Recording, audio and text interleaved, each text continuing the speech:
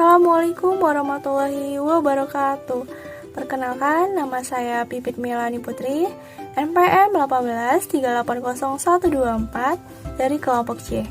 Di sini saya akan menjelaskan tentang komunikasi sel yang berada di dalam tubuh manusia. Apa itu komunikasi sel? Komunikasi sel adalah interaksi antara satu sel dengan sel lainnya atau antara satu sel dengan lingkungannya, dengan tujuan agar setiap organ di tubuh kita ini dapat menjalankan tugasnya sehingga dapat menjaga kelangsungan hidupnya. Komunikasi sel terbagi menjadi dua, yaitu komunikasi antar sel, di mana sistem penghantaran informasi atau sinyal dari sel yang satu ke sel yang lain atau di dalam sel itu sendiri untuk melakukan aktivitas dan fungsi koordinasi. Kemudian, komunikasi dalam sel, kelangsungan hidup sel atau organisme, homeostasi sel, nomor perkembangan dan pembelahan sel, perbaikan jaringan dan sistem imunitas. Kemudian, persinyalan sel terbagi menjadi 4, yaitu komunikasi kontak langsung, persinyalan parakrin, persinyalan sinaptik, persinyalan endokrin. Sedikit penjelasan, apa itu komunikasi kontak langsung? Komunikasi kontak langsung adalah sel-sel yang berdekatan harus membuat kontak fisik untuk meneruskan informasi atau sinyal. Kemudian, persinyalan parakrin. Parakrin sel mengekskresikan substansi yang mempengaruhi sel lain di sekitarnya. Parakrin ini adalah sel yang bekerja pada sel-sel target yang berdekatan dengan melepas molekul regulator lokal ke dalam cairan luar sel. Untuk persinyalan sinaptik, sinyal sinaptik ini merupakan tipe komunikasi sel jarak dekat. Penyampaian sinyal dapat dilakukan dengan cara protein dari satu sel berikatan langsung dengan protein lain pada sel lain.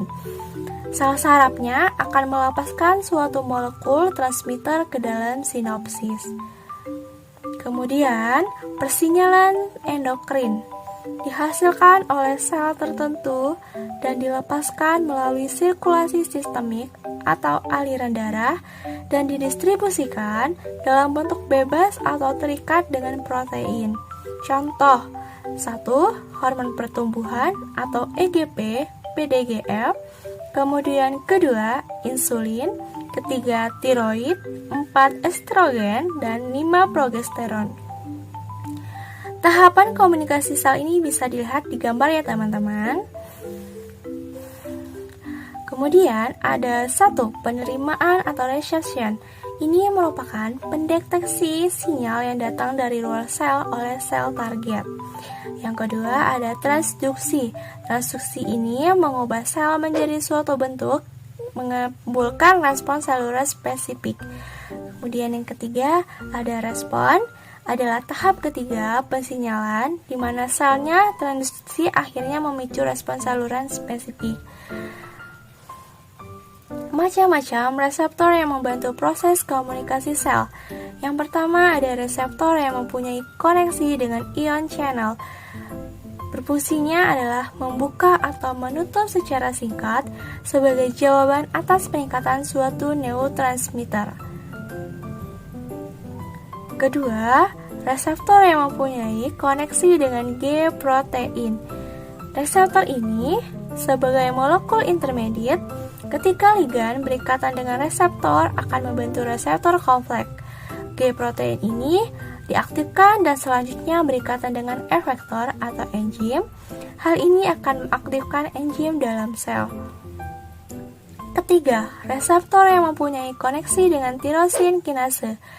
Reseptor tirosin kinase ini merupakan reseptor untuk faktor pertumbuhan, di mana reseptor ini akan melekat fosfat ke tirosin protein. Begitulah penjelasan dari saya. Sekian, terima kasih. Wassalamualaikum warahmatullahi wabarakatuh.